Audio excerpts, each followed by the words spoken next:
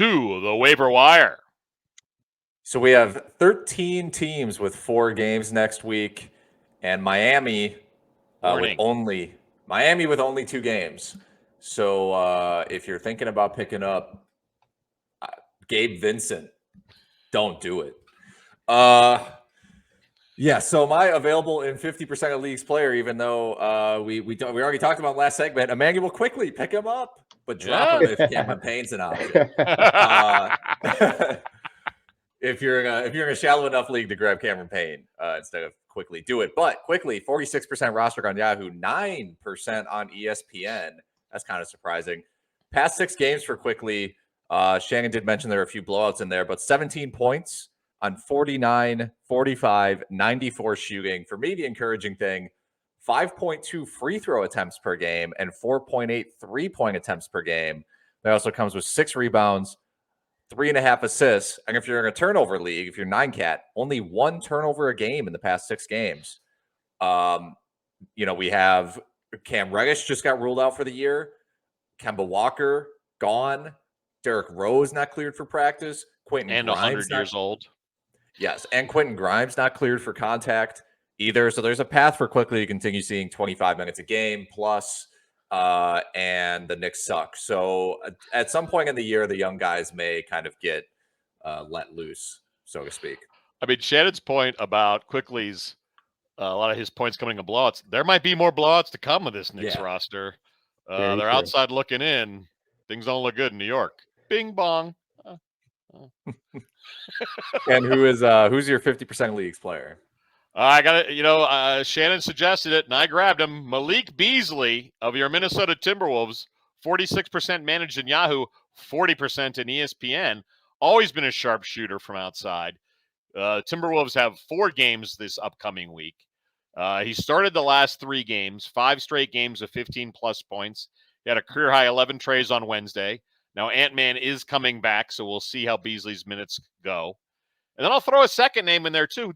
Surprised to learn DeAndre Hunter, the Atlanta Hawks, is only rostered in 43% of teams on Yahoo. He's averaged 19 points, 1.5 stocks, and 1.8 trays over the last 4 games for the Hawks. So there are 2 suggestions, either Beasley or Hunter. Yeah, I've had Beasley in my keeper league team all year. It's been very up and down. There were points where I considered dropping him, where he was averaging like 6 points a game for like a week. But I held strong, and because he just fires from 3, and I figured those guys can get hot. And that's kind of what we're seeing right now as the Wolves have dealt with some injuries. And as far as DeAndre Hunter goes, I'm a DeAndre Hunter guy. Like I've been saying it for a few years, but at the same time, he's only really giving you points right now. Yeah. But playing a ton of minutes. Category play, ton of minutes for the Hawks. Like there's, I think 43% probably is a little low. Shannon. So I want to just echo the Beasley. I mean, Beasley Recco, I think it's a great recommendation. He's obviously on fire from downtown right now, but he has started 3 straight. Anthony Edwards missed 1 or 2 of those games. There's a lot of consideration, but the matchups were very easy. Portland back-to-back and then OKC. But I do look at the fact that Beasley, from a pure talent standpoint, like he's one of the 5 best players on that Timberwolves team. And I believe he fits that starting lineup well. And what we've seen the past 3 games, that team has been on fire and the starting lineup's been clicking.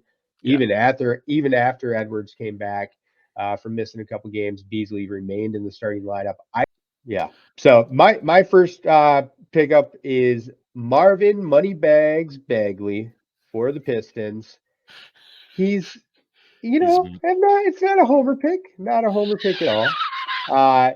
He's 50% owned on Yahoo, 47% on ESPN. Over the past 3 games, he's averaging 15.7, 8 rebounds, 1 steal, 55% from the floor. Right now, Isaiah Stewart is out, probably going to miss at least a couple more games. They started Bagley over Kelly the Clinic Olynyk. And I firmly believe that, there's a chance Stewart will be out long term. He's going to Yeah. be reevaluated in 1 week. He's undergoing more tests. He frankly wasn't playing that well when healthy, Stewart. No, he did. When they acquired Beasley, there was definitely a little bit of a fire that seemed to be lit with Stewart, and he was playing better.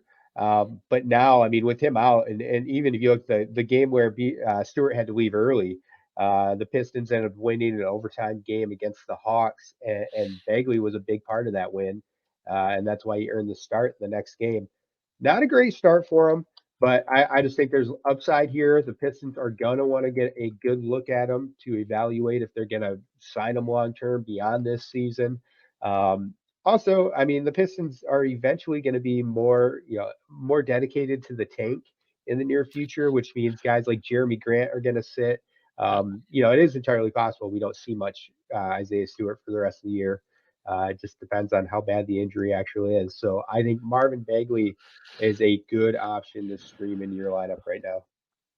Long term, like next season, Bagley's declining stocks just irritate the heck out of me. Last year, he had a half a block a game at 6'11". Unacceptable. And the minutes stayed the same. Drives me nuts. But you're right. Going to get a ton of minutes down the stretch here for your Pistons. Who do you have for your long shot, Alex? I have Isaiah Hartenstein. Of course you do. It's been a while. It has been a while since his name has been brought up on this waiver wire section. He was injured for a while. Tragic. The legend himself, 19% rostered on Yahoo, 5% rostered on ESPN. He is ranked 119th per game over the past 3 weeks, 96th in total production. 10 points, 5 rebounds, 3 assists, 2.5 stocks, 69% from the field in 21 minutes. Roster him. Roster him if you're in a deep league. He's worth it. He is a must-add 16-team player. Kudos to Lou keeping that Clipper team playing well. It's every night it's a different player who's like their lead, their best player of the night. It's amazing. Absolutely. Yeah, it's kind of unbelievable. I do love the Zubac Hartenstein combo. Pure athleticism. Those guys just put up numbers. They're just numbers guys. It's crazy. Ken, who's your long shot? My long shot, and it's a long shot. Second round pick for the OKC Thunder, Aaron Wiggins. He's only rostered in 7% of Yahoo, almost 0% of ESPN leagues. But he exploded for career highs, 25 points, 9 rebounds, and 5 dimes on Wednesday. OKC has 4 games next week. On Yahoo, he qualifies at shooting guard, small forward, and power forward. He started the last 8 games. It's kind of time for the Thunder to rest SGA. Plus, Josh Giddey's out with a hip injury. I think the green light for Wiggins to shoot's going to stay on for the rest of the season. And again, this is the long shots. Give Aaron Wiggins a flyer for 1 week. See how he does. I think that's on point. The Thunder are throwing out quite a team. And I was offered a 10-day contract yesterday from the OKC Thunder. Interesting. You have other obligations, I suppose. Shannon, who's on your long shot list? I'm going with Jonathan Kuminga. There's worry here because Draymond Green is returning soon, but it's hard to ignore what Kuminga's done in the past 4 games. 18.3 points, 4.5 rebounds, 63% from the floor, and hitting a couple 3-pointers per game. He's 38% rostered on Yahoo. At the very least, I would stream him in if you're in daily leagues for this weekend before Draymond returns. That rotation may get a little bit tighter after Draymond's back in action, but Kuminga's worth a look if you want to stream someone in. Yeah, Kuminga's played really well. I think they're gonna have a hard time not playing him, even when Draymond is back. But as far as a long shot goes, I'm surprised he's only 38% roster. He's been playing really well for a team that gets a lot of attention. Okay, let's move on. I've got my not dull suggestion of the week. Oh, not dull. I'm sorry. It's dull. Yeah, right. It's dull. Just look, this is crazy long-term thinking. If you've got a deep bench and you're already in the playoffs, why not stash Victor Oladipo for the Miami Heat? He's only rostered in 37% of Yahoo leagues. He's been on a 15-minute minutes restriction his first 2 games for the Heat. But and the Heat only have 2 games next week. So this is all about if your team, you got a fat roster with a lot of bench spots, take a flyer on Oladipo. Maybe he helps you out in the playoff run. Who knows? I could see the Heat resting some guys before the playoffs and try to get Oladipo in the rotation well before the playoffs start. Try RotoWire today, free for 10 days. Get our premium tools, rankings, analysis, and breaking news alerts. No credit card required. Go to rotowire.com/try.